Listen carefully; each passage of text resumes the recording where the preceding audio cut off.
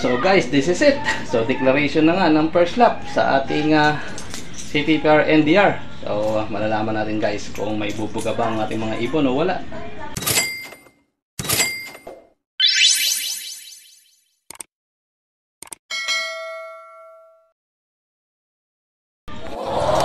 Palag na guys. Ayan, palag na sa ating mga birdie. So maaga nga tayong nagpunta sa loading station guys. Nang sa ganon ay may sakay natin ng personal ang ating mga ibon. At ito nga ang ating mga coordinators. Shoutout sa iyo kay Dennis Sambili. So ayan guys, at medyo stricto na ngayon sa mga leveling ng mga ibon guys. So, meron ng pambabae, may panglalaki na yan. Hindi na sila pwede magsama-sama. So first lap na nga tayo guys. At so natin masusubukan kung dudulo pa ba ang ating mga birdie. So ito na nga ang apat na malulupit na natira na nakaabot ng first lap. So sa ating 8 nakapatibayan, nangalahati sila 50% kaagad.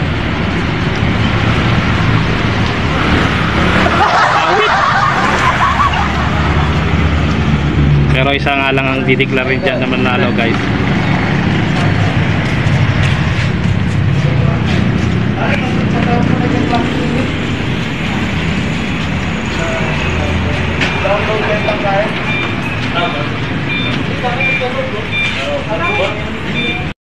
Meanwhile, so it's our turn guys. Ayan na nga at ililista na nga isa-isa ng ating coordinators ang ating mga ibon.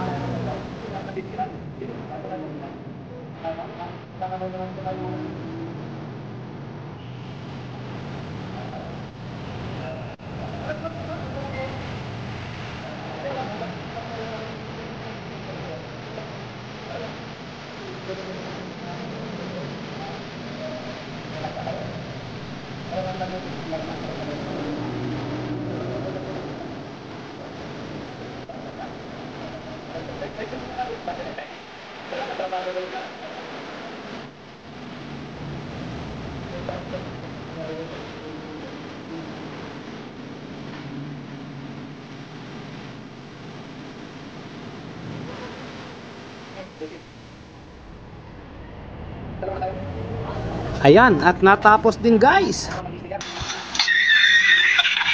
one eternity later. So guys, good morning. Abang-abang nga tayo guys ng San Fernando, La Union. So na-release nga ang ating mga ibon ng 7 AM.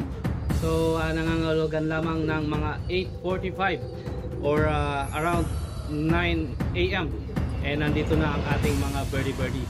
So nawa ay makalusot ang ating apat na inilaban sa ating North Derby Race ng CTPR. At nawa ay palarin ang inyong likod na magkaroon ng magandang record sa mga pagkakataong ito sa ating karerang sinalihan. So abang-abang tayo guys. Few inches later. So guys, good morning sa ating mga kalapatids na nag-aabang ng kanilang mga ibon. San Fernando, La Union, first lap.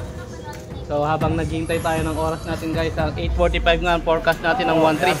Mukhang marami ng ibon ang dumadaan guys. So nangangahulugan ba na meron na tayo rito? Sandali lang guys, at aakit tayo.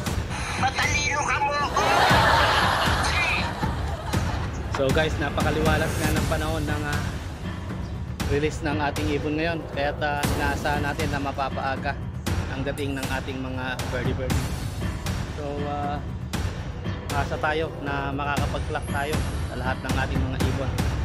Kahit sa eksaktong oras lang ay masaya na ang inyong lingkod. At least alam ko na lumalaban sa resistensya when it comes to homing instinct ang ating mga ibon. So abang-abang pa rin tayo guys, at 8:45 nga ang start ng abangan natin. So 8:40 na, so nangangahulugan 5 minutes na lang at on the way na ang ating mga birdie. A few moments later.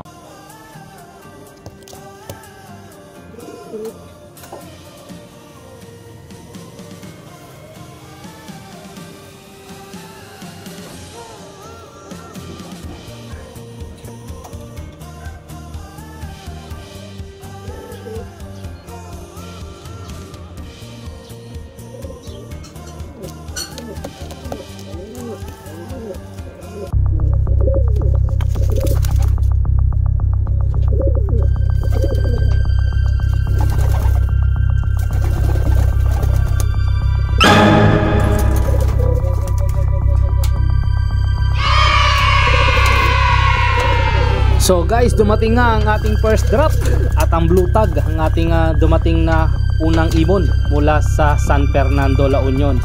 So bumibilis na nga ito ang ating si blue tag guys, kaya naman minarapat ng inyong lingkod na i-clock na kagad siya, at akala ko ay 1,000 plus pa ang kanyang speed, pero nag-speed nga lang siya ng 990.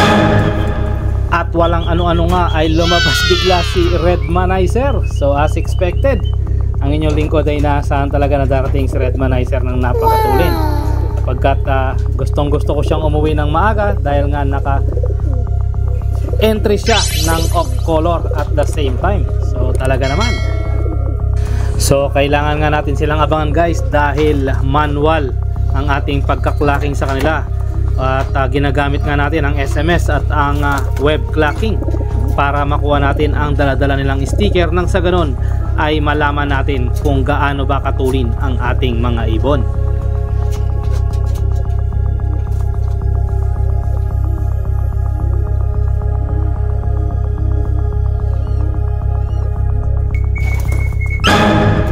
At walang sinayang na sandali ay sumunod naman ang ating nilaban natin ng Motor Cup Fan Race. So pang third drop nga sa ating apat na isinakay, itong si BG. One eternity later. So ayan guys, ang ating si Edwin Muli Putol ay medyo malalaki na nga, 3 days old na nga ang kanya mga inakay. So mga ilang araw na lang ay masisingsingan na natin ito para sa ating mga kaibigan na nagpapasuksok. So while waiting nga guys ay pakain muna tayo sa ating mga warriors na nandito sa ating baratang kulungan. At medyo gigil na naman sila sa pagkain. Ganon din dito sa ating flyers loft. At ang ating mga stockbird nga na naiwan dito ay nag-aabang sa pagdating ng ating mga warriors na galing ng San Fernando, La Union. So ayan guys, hanggang ngayon ay nandito pa rin ang ibon na tumukod. At gusto ko man siyang pakawalan ay mukhang sa ngayon, itong araw na to baka pwede na siyang pakawalan dahil maganda-ganda na ang kanyang kalagayan, hindi na siya malabsa. So BBC nga ang kanyang BBC ang kanyang ring band na tumukod dito sa ating baratang kulungan.